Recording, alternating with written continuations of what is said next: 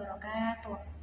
Perkenalkan, saya Tia Septianda dari mahasiswi Institut Agama Islam Tazkiyah dengan NIM 2010101038 dengan dosen pengampu Muhammad Dimas Anugrah MSI.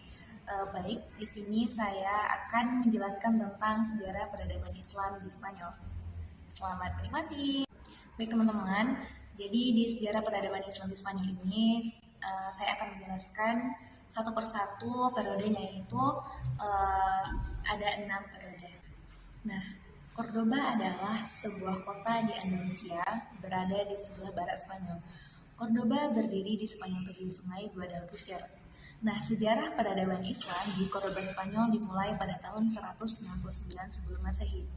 Dahulu, kota ini bernama Iberibah, dibangun oleh Kekaisaran Romawi.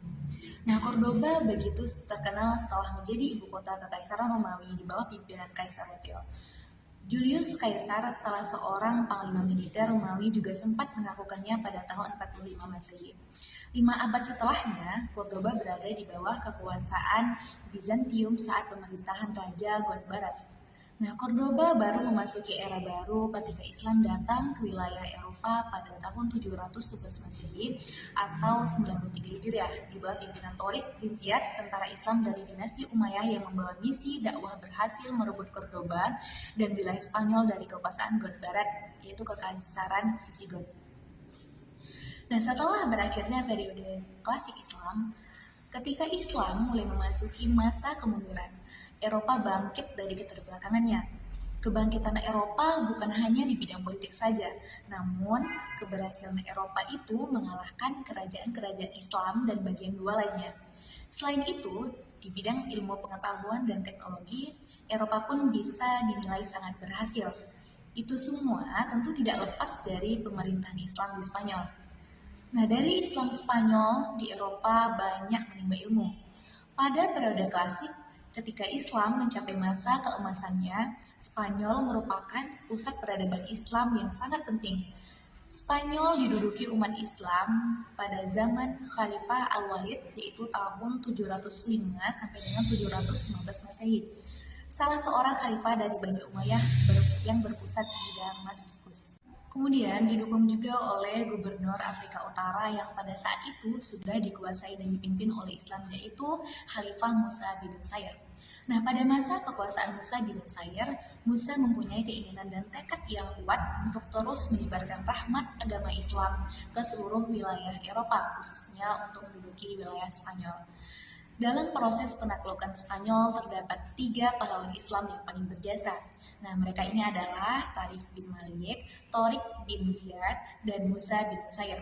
Dalam hal ini, Torik bin Malik yang bertugas sebagai perintis dan penyelidik ini memberanikan diri untuk menyeberangi selat yang berada di antara Maroko dan benua Eropa saat itu dengan membawa 1 pasukan perang.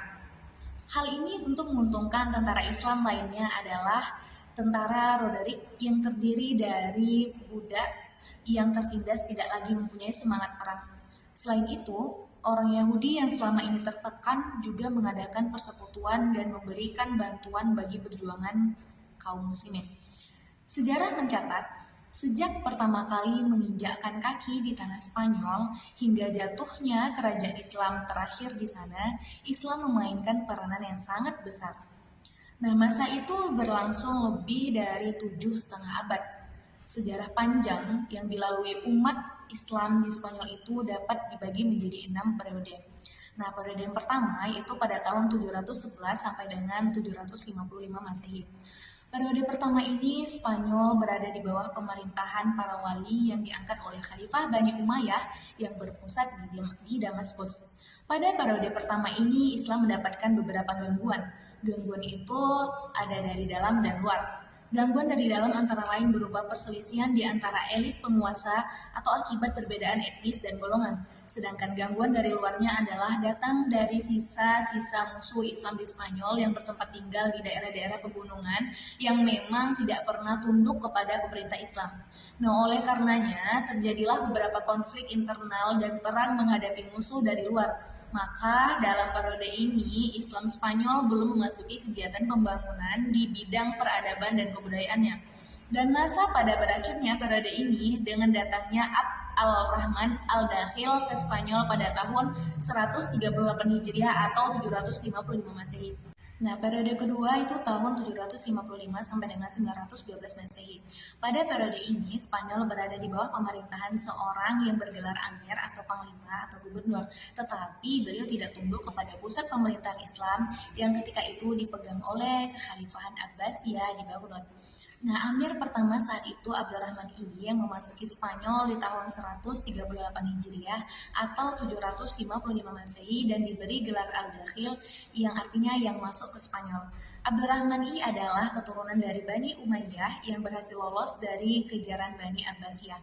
Nah, penguasa Spanyol pada saat itu adalah Abd al-Rahman al-Dakhil, Hisyami, Hakami, Abd al-Rahman al-Ausad, Muhammad bin Abd al-Rahman, Munzir bin Muhammad, dan Abdullah bin Muhammad. Nah, kemajuan Islam pada periode ini adalah yaitu di bidang politik dan juga di bidang peradaban. Abd al-Rahman al-Dakhil pun mendirikan Masjid Cordova dan sekolah-sekolah Islam di kota-kota besar Spanyol.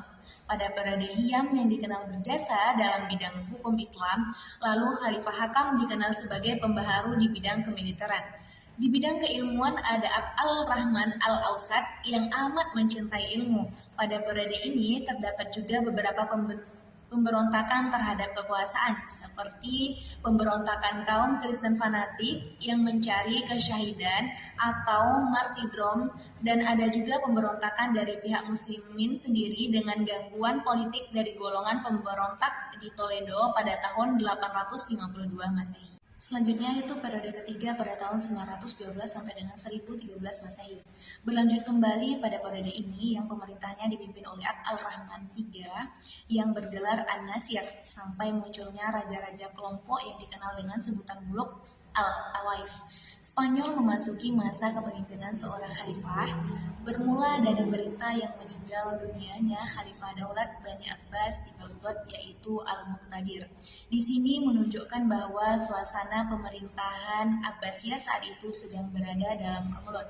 Khalifah-khalifah besar yang memerintah pada periode ini ada 3 orang, yaitu Abd al-Rahman al-Nasir tahun 912 sampai dengan 961 Masehi, Hakam II 961 sampai dengan 976 Masehi, dan Hisham III tahun 976 sampai dengan 1009 Masehi. Pada periode ini, umat Islam Spanyol mencapai puncak kemajuan dan kejayaan, menyaingi kejayaan Daulat Abbasiyah di Baghdad. Abd al-Rahman mendirikan Universitas Cordova dan Hakam II juga seorang kolektor buku dan pendiri perpustakaan. Pada masa ini, masyarakat dapat menikmati kesejahteraan dan kemakmuran. Pembangunan kota berlangsung cepat dan juga mendekati akhir-akhir di periode ketiga ini sudah menjadi awal dari kehancurannya Khalifah Bani Umayyah di Spanyol. Ketika Hisham naik tahta namun usianya masih sangat muda. Oleh karena itu, kekuasaan aktual berada di bawah tangan para pejabatnya.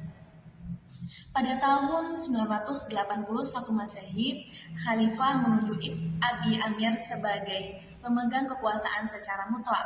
Nah, dia menjadi sosok pemimpin yang ambisius. Lalu di tahun 1002 Masehi, ia pun wafat. Al-Muzaffar, anak dari Ibnu Abi, menggantikan posisinya. Akan tetapi, kekuasaannya pun tak berlangsung lama di tahun 1009 Masehi. Kemudian digantikan kembali oleh adiknya karena wafat. Tetapi keadaan pada saat itu tidak segemilang periode-periode khalifah sebelumnya. Kenapa? Karena baru beberapa tahun saja memimpin, negara yang tadinya makmur dilanda kekacauan dan akhirnya kehancuran total. Akhirnya pada tahun 1013 Masehi, Dewan Menteri yang memerintah Cordova pun menghapus jabatan khalifah. Dan ketika itu Spanyol sudah terpecah menjadi banyak negara-negara kecil. Selanjutnya itu periode keempat tahun 1013 sampai dengan 1086 Masehi. Di periode ini Spanyol terpecah menjadi 30 negara kecil di bawah pemerintahan raja-raja golongan atau Al-Muluk Tawaif yang berpusat di suatu kota seperti Seville, Cordova, Toledo, dan sebagainya. Pada periode ini, umat Islam di Spanyol kembali memasuki masa pertikaian internal. Kenapa? Karena kelemahan yang menimpa perpolitikan umat Islam pada saat itu. Untuk pertama kalinya, orang-orang Kristen mengambil inisiatif untuk mengadakan penyerangan. Nah, selanjutnya kita masuk itu periode kelima, itu terjadi pada tahun 1086 sampai dengan 1248 Masehi. Pada periode ini, Islam di Spanyol masih terpecah-pecah menjadi beberapa negara kecil, namun ada beberapa kekuatan yang dominan seperti dinasti Murabitun tahun 1086 sampai dengan 1143 Masehi. Baik, sekian sejarah peradaban Islam di Spanyol, yaitu dengan 6 periode. Semoga apa yang saya sampaikan bermanfaat untuk teman-teman sekalian. Terima kasih udah menonton sampai akhir. Assalamualaikum warahmatullahi wabarakatuh.